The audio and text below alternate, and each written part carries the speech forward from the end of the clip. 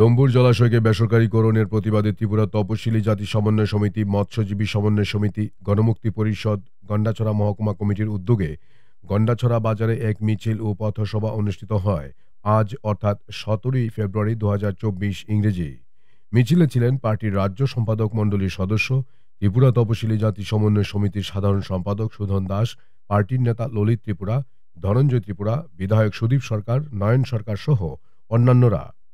বক্তব্য রাখতে গিয়ে সুধন দাস বলেন যে ডম্বুর জলাশয়কে কেন্দ্র করে 6 থেকে 7 হাজার মানুষ তাদের জীবন জীবিকা নির্বাহ করেন।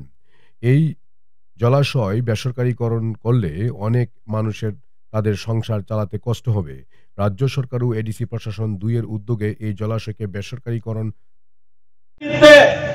এই জলাশয় তাদের হাতে হস্তান্তর করতে যাচ্ছে 25 বছরের জন্য।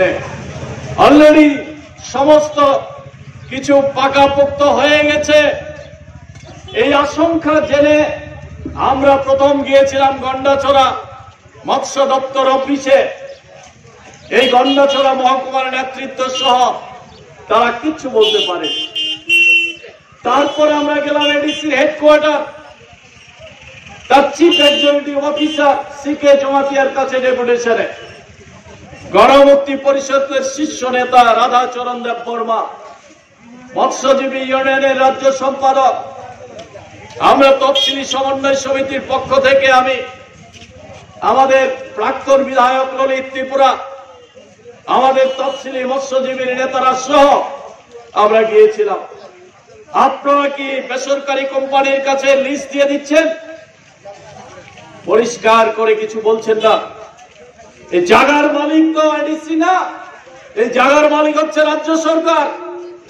বিদ্যুৎ প্রজেক্ট যখন করে এখানে ওই 70-এর দশকে, আপনারা শুনেছেন, আপনারা জানেন এগুলো, ওই শ্রীমতী ইন্দিরা গান্ধী যখন কেন্দ্রে ক্ষমতায় ছিলেন তখনই এই জলাশয় তৈরি হয়েছে। এই জলবিদ্যুৎ প্রকল্প তৈরি করার জন্য এই ডম্বুর বাঁধ দেওয়ার সময়ে এই জলার তলায় চলে গেছে 4,500 হেক্টর জমি। এই গোটা এলাকার এখন যারা 3টা মহকুমাতে বসবাস করছেন, এই রাইমা, শর্মা, কালাজারি, ধলাজারি, এই সমস্ত এলাকা, রৈস্যাবাড়ি, সমস্ত এলাকার মানুষ জলাশয়ের নিচে চলে গেল সব জমি, বাড়ি ঘর। এই বাড়ি ঘর থেকে উচ্ছেদ করার জন্য নির্মম ভাবে তুলে নিয়েছে, হাতি দিয়ে বাড়িঘর ভেঙে দিয়েছে। তাদের না পুনর্বাসনের ব্যবস্থা করেছে, না আর্থিক ক্ষতিপূরণ দিয়েছে।